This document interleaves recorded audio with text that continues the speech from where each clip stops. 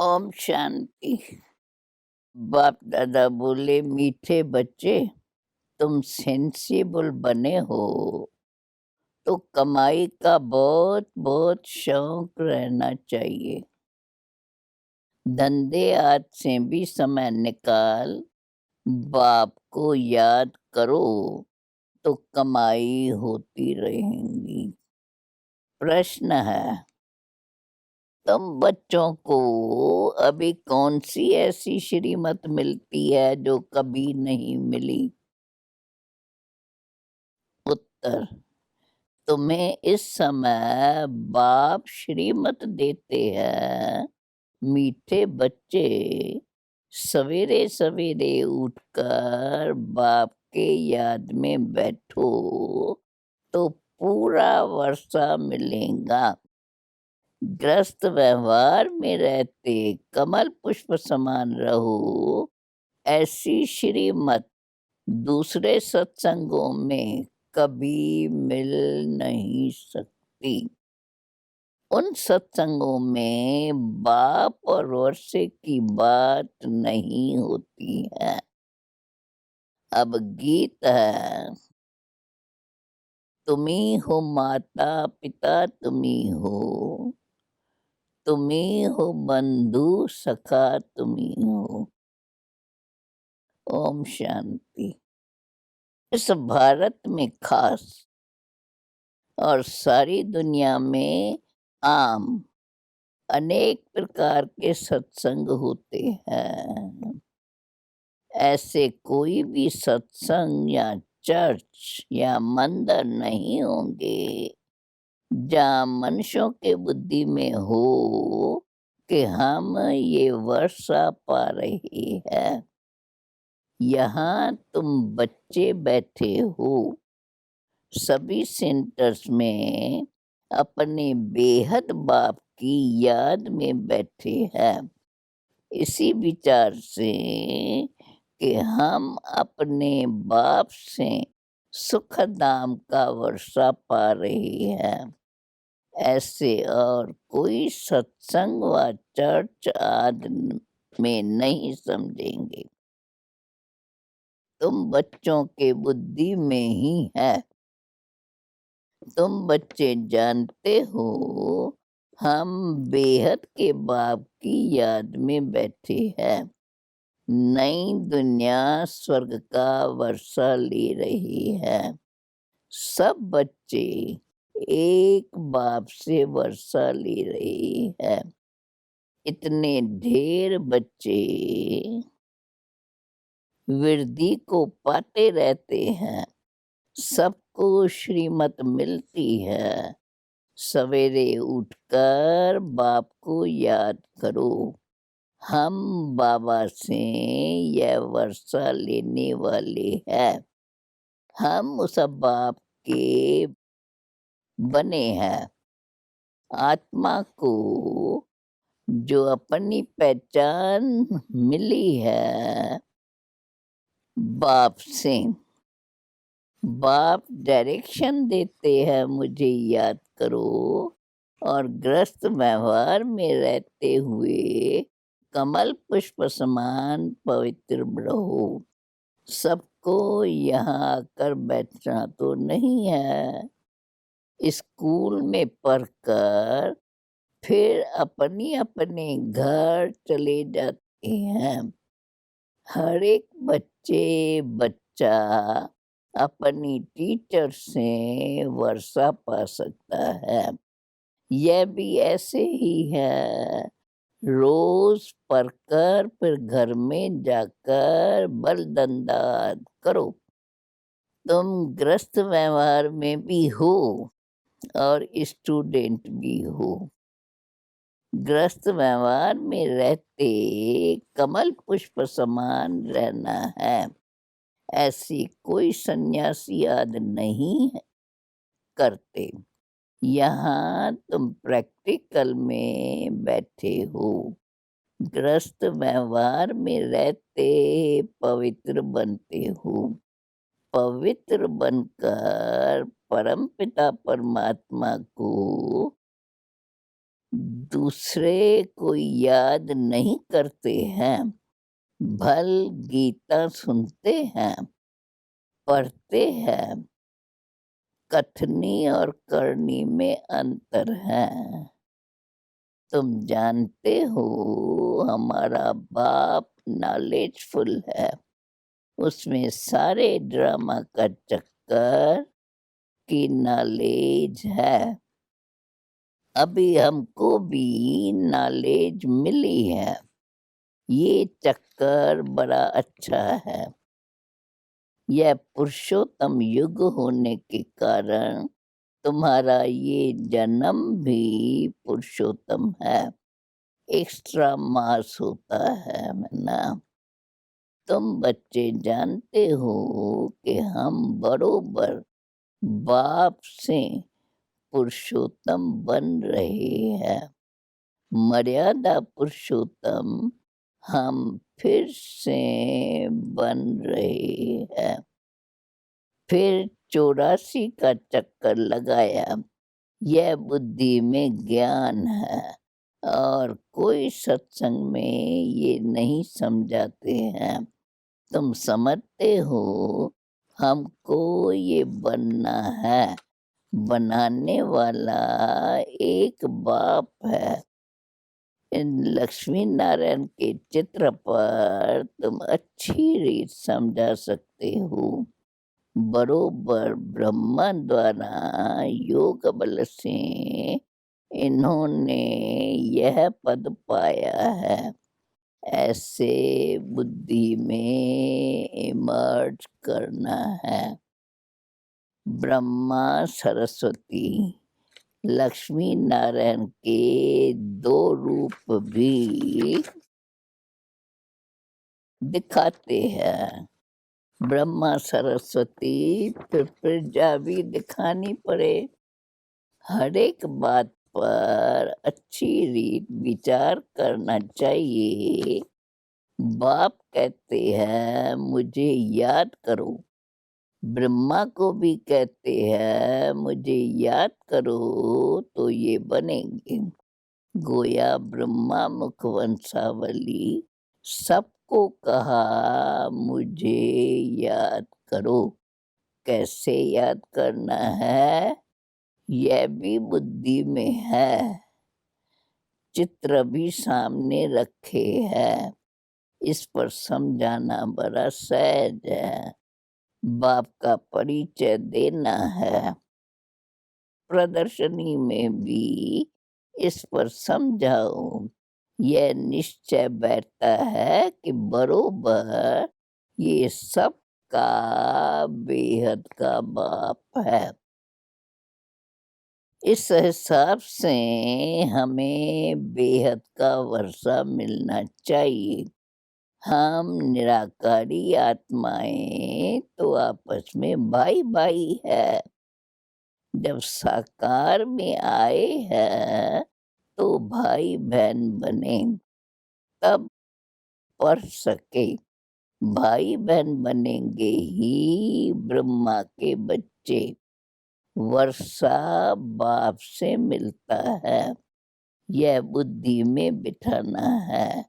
कोई को भी समझाओ तो पहले बाप का परिचय दो। हम ब्रदरहुड है। सर्वव्यापी कहने से फादरहुड हो जाता है। फादरहुड को वर्षा कहाँ से मिलेगा? फादर फादर कहते गिरते आए हैं, वर्षा कुछ भी नहीं। अभी ब्रदरहुड समझने से ही वर्षा मिलेगा। तो उस पर अच्छी रीत समझाने से बुद्धि में जो अष्ट देवताएं आज बैठे हुए हैं वो सब निकल जाएंगे। बोलो 2 बाप है। रूहानी बाप जिससे सर्व की सद्गति होनी है, वही सुख शांति का वर्षा देते हैं। सब सुखी हो जाते हैं। उनको कहा जाता है हेवनली गॉडफादर, स्वर्ग रचने वाला। पहले बाप का प्रभाव बुद्धि में बिठाना चाहिए। ये है आत्माओं का बेहद का बाप। उनको ही पतित पावन कहते हैं। तुम आत्मा परमपिता परमात्मा के बच्चे हो, यह निश्चय पक्का करो।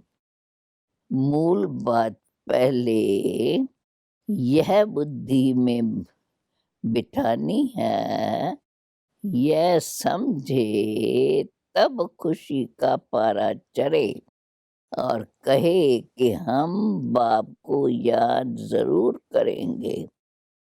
हमको निश्चय होता है हम बाप को याद कर विश्व का मालिक बनेंगे। यह खुशी बहुत रहेंगी।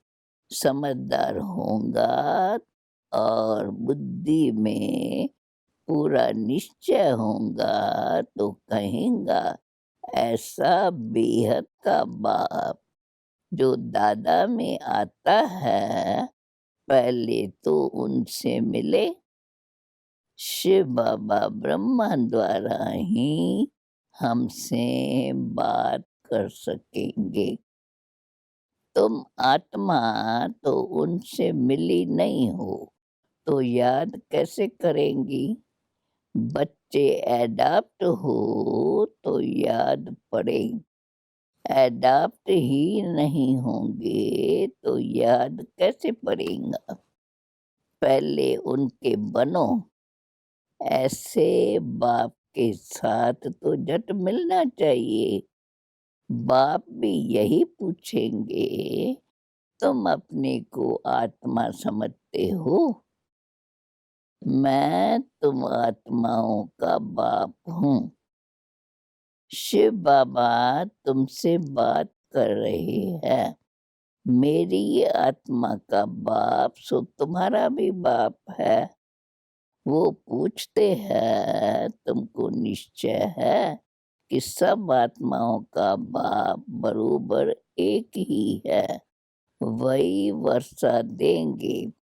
पवित्र भी बनना है, सिवाय उनके और सब भूल जाना है। तुम आत्मा घर से नंगी आई थी।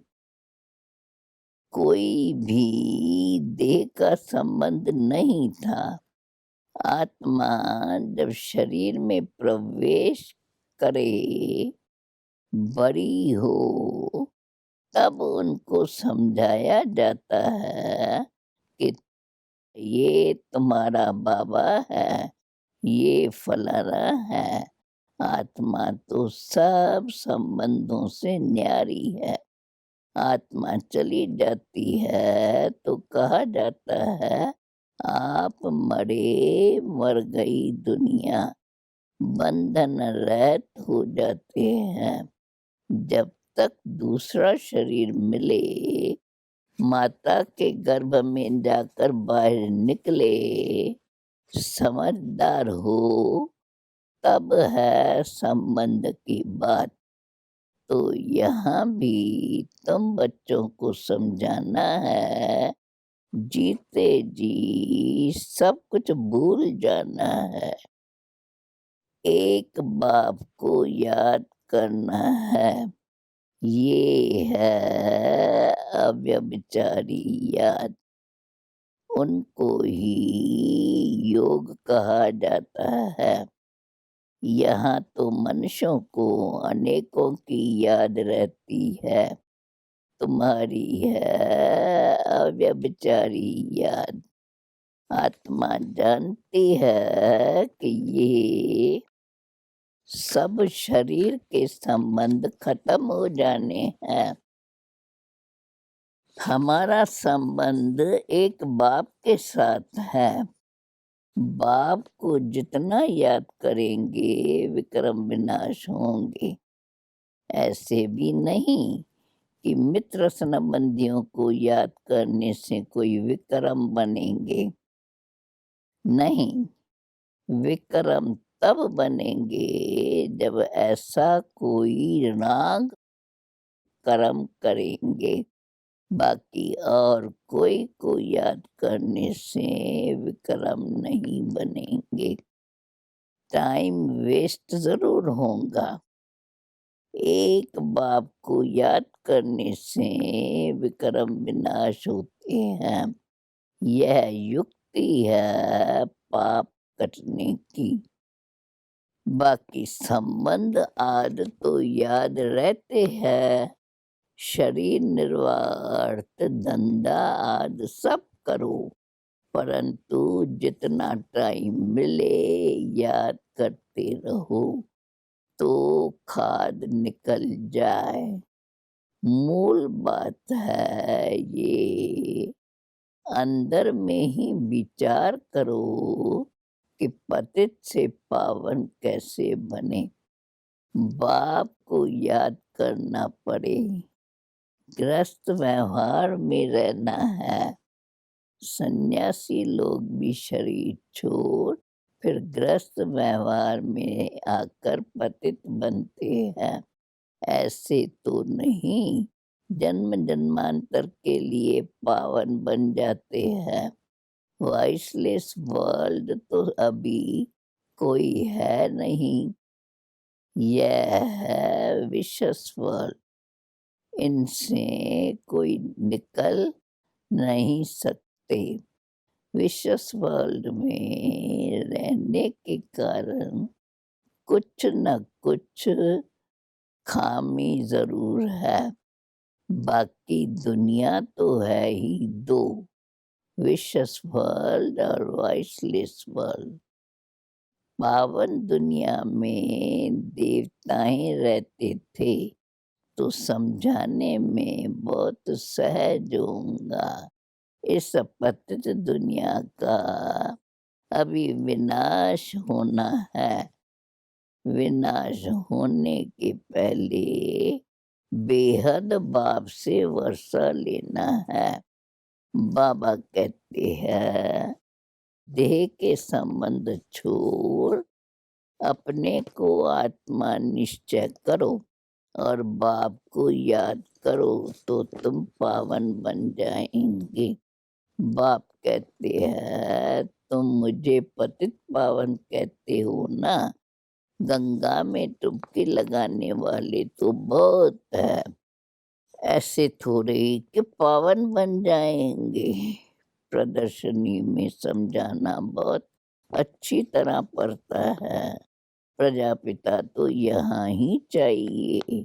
नीचे यह ब्रह्मा और ब्रह्मा कुमार कुमारियां तपस्या कर रही है तो यह बात अच्छी रीत समझानी चाहिए। किसको भी जिगरी समझाना है। वित वित करने से बदनाम कर देंगे। अगर देखो हम कहाँ मूंझते हैं तो कहो अच्छा थोड़ा ठहरो। हम दूसरी बहन को भेजते हैं। एक दो से तीखे होते हैं ना। प्रदर्शनी मेले में सुपरवाइजर भी करना चाहिए कि ठीक समझाते हैं। कोई डिबेट तो नहीं करते हैं। गेट पर भी पहचान वाला चाहिए। अनेक प्रकार के आते हैं ना। बड़े आदमी को ज़रूर रिगार्ड देंगे। अंतर तो ज़रूर रहेगा। इसमें यह नहीं आना चाहिए कि इन पर प्यार है इन पर नहीं है। द्वैत दृष्टि है। नहीं, इनको द्वैत नहीं कहा जाता है। समझते हैं यहाँ बड़े आदमी की खातिरी की जाती है। सर्विसेबल की खातिरी करेंगे। कोई ने मकान बनाया है तो उनकी खातिरी ज़रूर करेंगे। तुम्हारे लिए ही तो मकान बनेंगे।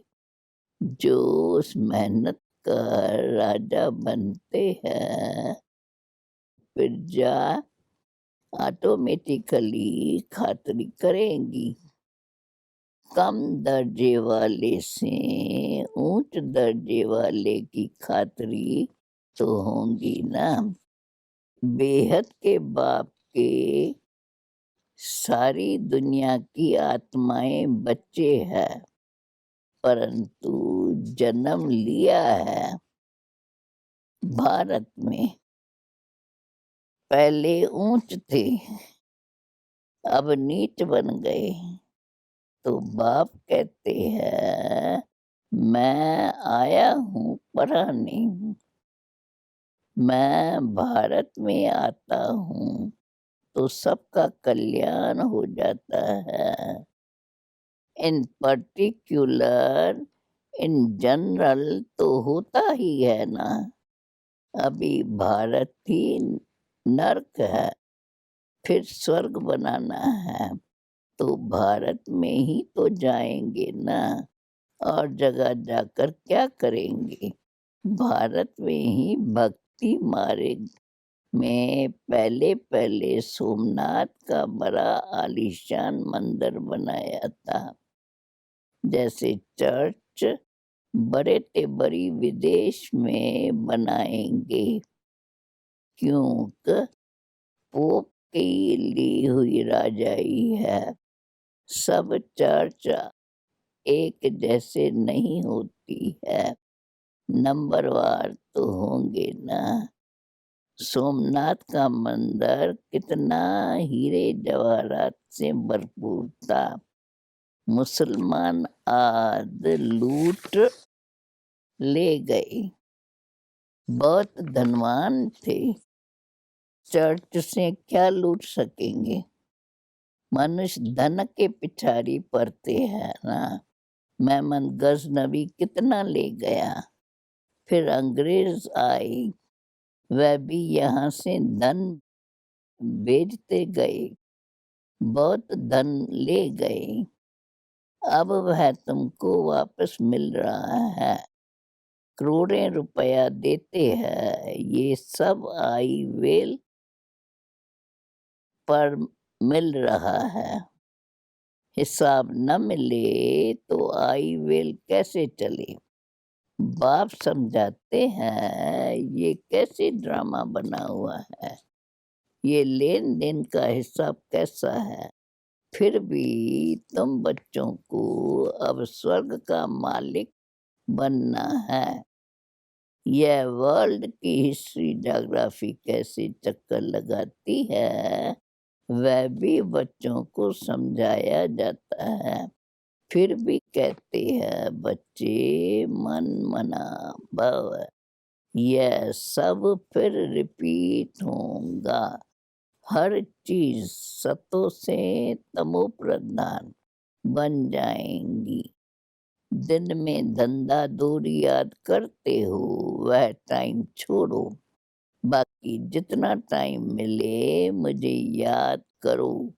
धंधे याद में भी कभी कभी टाइम मिलता है। कईयों की ऐसी सर्विस रहती है, सिर्फ सही की क्लास। ऐसे भी बहुत फ्री रहते हैं, फिर भी रात तो अपनी है। दिन में शरीर निर्वाह लिए कमाई करते हो, रात को फिर ये कमाई करो। यह है भविष्य 21 जन्मों के लिए। कहा जाता है एक घड़ी आधी घड़ी। जितना हो सके बाप की याद में रहो तो तुम्हारी बहुत कमाई होगी।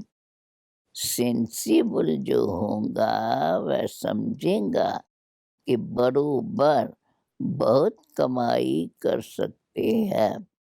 कोई कोई चार्ट भी लिखते हैं, हमने इतना समय याद किया। अज्ञान काल में कोई अपनी दिनचर्या लिखते हैं, तुम भी चार्ट लिखेंगे तो अटेंशन रहेगा।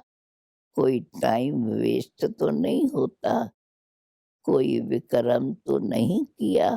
अच्छा, बाप दादा बोले, मीठे मीठे सिकिलदे बच्चों प्रित, मात पिता बाप दादा का याद प्यार और गुड मॉर्निंग। रूहानी बाप की रूहानी बच्चों को नमस्ते। अब धारणा के लिए मुख्य सार। किसी भी देहधारी को याद कर अपना टाइम वेस्ट नहीं करना है। ऐसा कोई रॉन्ग काम न करो जो विक्रम न बने। जीते जी सब कुछ भूल एक बाप को याद करना है। शरीर निर्वाह अर्थ कर्म भी करना है, साथ साथ सेंसिबल बन अविनाशी कमाई भी करनी है। याद का चार्ट रखना है जरूर। लास्ट में वरदान है, बेहद के वैराग वृत्ति द्वारा नष्टो मोहा स्मृति स्वरूप बनने वाले अचल अडोल भव। जो सदा बेहद के वैराग वृत्ति में रहते हैं वह कभी किसी भी दर्शक को देख घबराते व हिलते नहीं, सदा अचल अडोल रहते हैं, क्योंकि बेहद के वैराग वृत्ति से नष्टो मोहा स्मृति स्वरूप बन जाते हैं।